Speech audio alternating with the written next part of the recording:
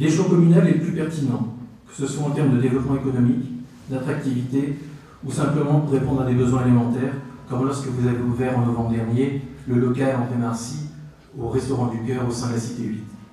C'est une ville que vous avez développée, monsieur le maire, avec vos équipes depuis 30 ans, pour laquelle vous avez toujours fait en sorte qu'elle garde son âme de village, tout en la dotant de services et d'infrastructures d'une grande ville.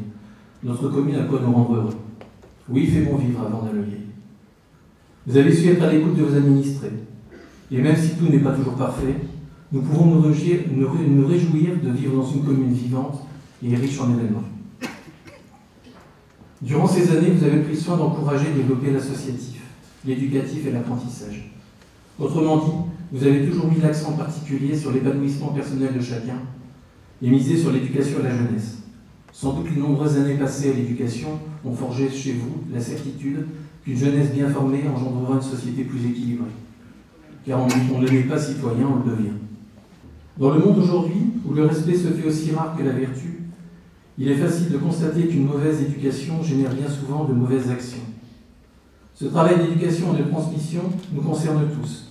Nous avons chacun l'obligation, je dirais même le devoir de guider les générations futures. Je suis convaincu que le tissu associatif est un maillon indispensable à l'équilibre de notre société.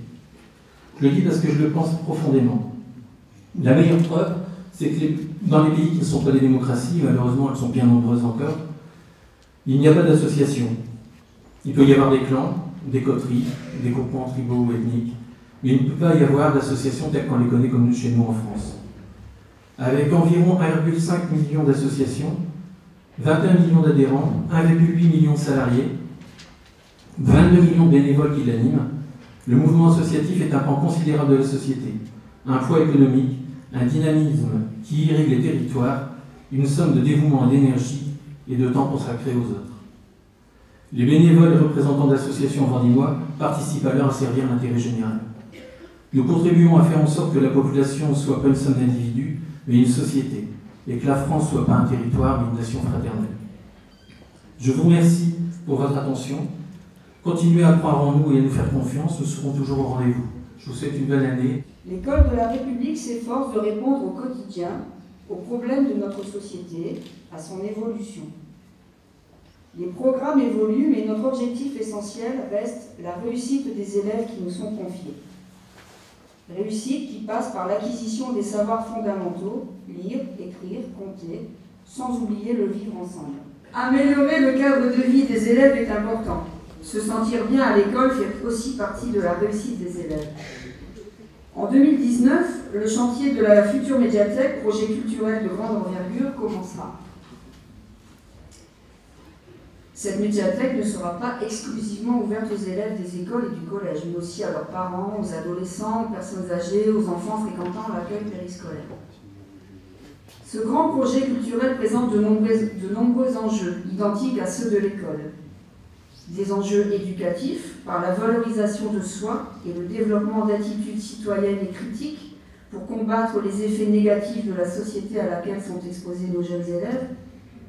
Des enjeux sociaux, avec l'ambition de rendre la culture accessible à tous, de créer du lien entre les générations, de créer du lien dans la famille, en permettant aussi la suppression des barrières sociales. Des enjeux affectifs.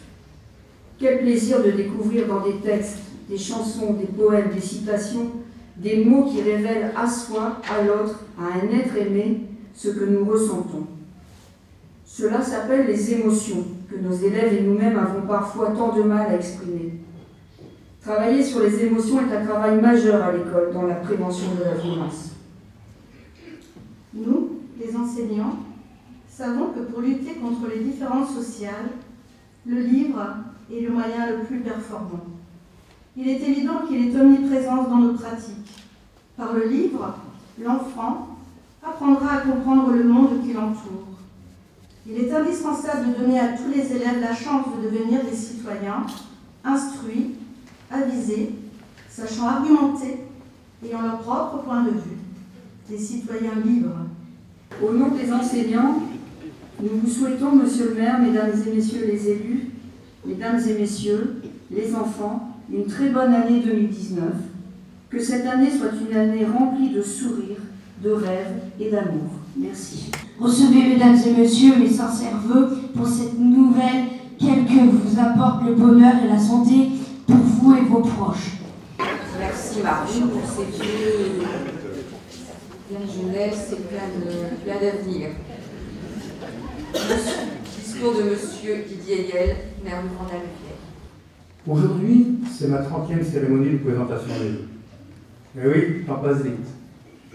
30 ans de soucis, de contrariété, mais aussi de joie, de bonheur et de satisfaction de voir le travail bien accompli. 30 ans pendant lesquels, avec beaucoup d'entre vous ici, présents et d'autres qui nous ont quittés, nous avons effectué des réalisations extraordinaires.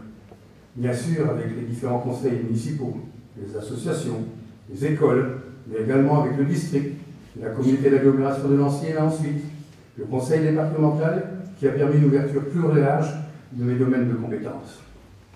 Mesdames et messieurs les bénévoles, soyez, malgré les tracas, fiers de votre investissement.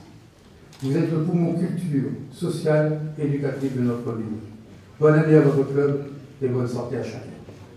L'éducation, c'est aussi bien se comporter au restaurant scolaire, se laver les mains. Et cette année, on appréciera d'autant mieux les repas bio qui seront proposés sans augmentation de prix.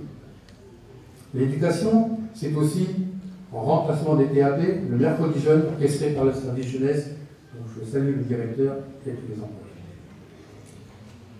C'est l'accueil le matin et le soir des enfants dont les parents ont des horaires particuliers. L'éducation, c'est aussi l'accueil des stagiaires dans nos services administratifs ou techniques.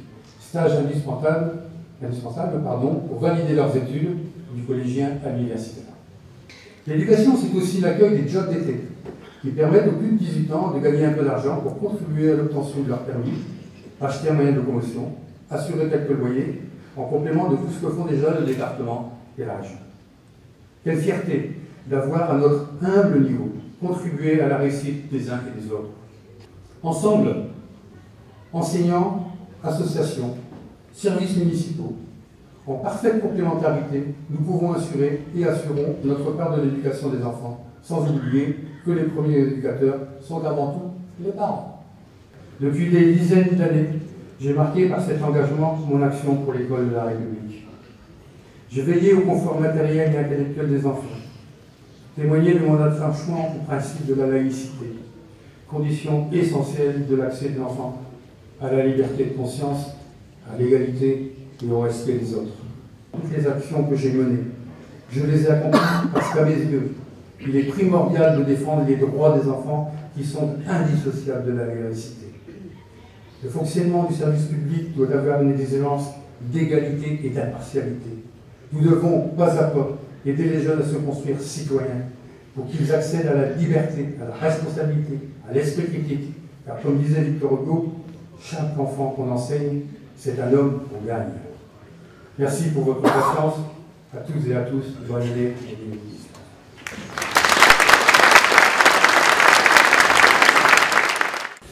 Mesdames, Messieurs, en vos noms, fonctions, grades et qualités.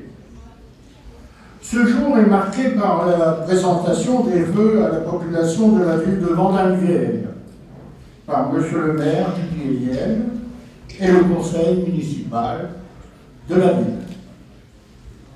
Cette rencontre nous permet à Monsieur Jean-Claude Leroy, sénateur honoraire, président du conseil départemental du Pas-de-Calais, et à moi-même, Claude Hazard, inspecteur général honoraire de l'éducation nationale, à honorer Monsieur Didier Liel, ancien enseignant, maire de la commune qui vient d'être élevé au grade de commandeur des palmes académiques par le décret de Monsieur le Premier ministre le 9 janvier 2018. Rencontrer les Vendinois permet d'informer, de communiquer, d'échanger et aujourd'hui de distinguer Monsieur Liel, professeur honoraire et maire de Vendin-le-Vieil. Monsieur Didier Liel a rendu des services éminents aux institutions et particulièrement à celle de l'éducation nationale aujourd'hui. De l'éducation nationale aujourd'hui.